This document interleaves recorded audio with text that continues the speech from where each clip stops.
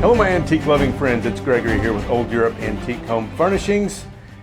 And today I want to talk to you about these two amazing 19th century Italian Renaissance Revival bookcases.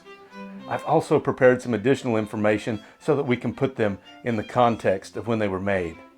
In 1861, Italy finally became a unified nation, a long-awaited union after centuries of division into duchies, papal states, and small kingdoms.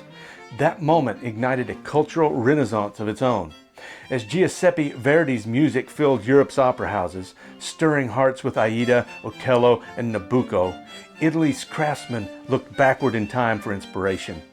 They revived the language of their ancestors, the perfect proportions of Palladio, the sculptural vigor of Donatello, and the theatrical imagination of Giulio Romano, whose grotesques once adorned the walls of Mantua's Palazzo. Cabinet makers in Florence, Turin, and Milan translated that same artistic pride into walnut and chisel. They built furniture, not merely to hold books or china, but to proclaim that Italy was once again the cradle of art and civilization. Pieces like these were commissioned for the great villas of Italy's nobility and for export to patrons in London, Paris, and even New York, collectors who sought the Italian ideal of craftsmanship and grace. We can often tell which were intended for export by their size and refinement. Taller proportions, lavish glazing, and polished ornamentation meant to impress the salons of Europe rather than the modest scale of an Italian townhouse. This monumental Italian Renaissance Revival breakfront was carved from walnut around 1880 to 1890. Its split pediment with central cartouche and flanking finials recalls the facades of high Renaissance architecture, perhaps inspired by Palladio's villas outside Vicenza. The four arched glass doors are etched with scrolls and floral motifs reminiscent of Venetian glasswork from the 1500s. Inside, fixed glass shelves once displayed porcelains, bronzes, or illuminated folios glowing under candlelight. Below, the panels tell a different story. Trophies of the hunt, overflowing urns and masks of Bacchus, symbolizing vitality and the pleasures of life. The entire piece rests on massive paw feet, a classical symbol of strength and endurance. The grotesque faces are marvels of expression, half human, half beast, direct descendants of Giulio Romano's playful grotesques at Mantua. They remind us of the Renaissance fascination with imagination, the fine line between reason and instinct, beauty and chaos. Such bravura carving brings to mind the work of Luigi Fruini, Florence's celebrated woodcarver, whose Renaissance Revival masterpieces astonished visitors at the 1867 Paris exhibition. This cabinet's sculptural energy might even echo the influence of Michelangelo, translated into walnut by a craftsman who understood that furniture could possess the muscular vitality of marble.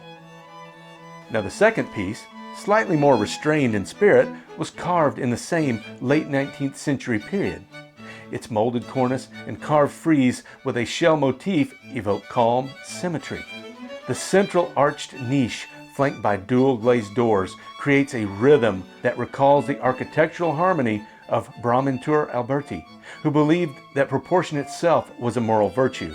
The lower doors feature diamond and rosette panels, geometric echoes of Palladio's mathematics, and the piece as a whole favors measured composition over exuberant drama. This cabinet was likely made for use within Italy itself, perhaps for a refined study or library in Florence or Turin.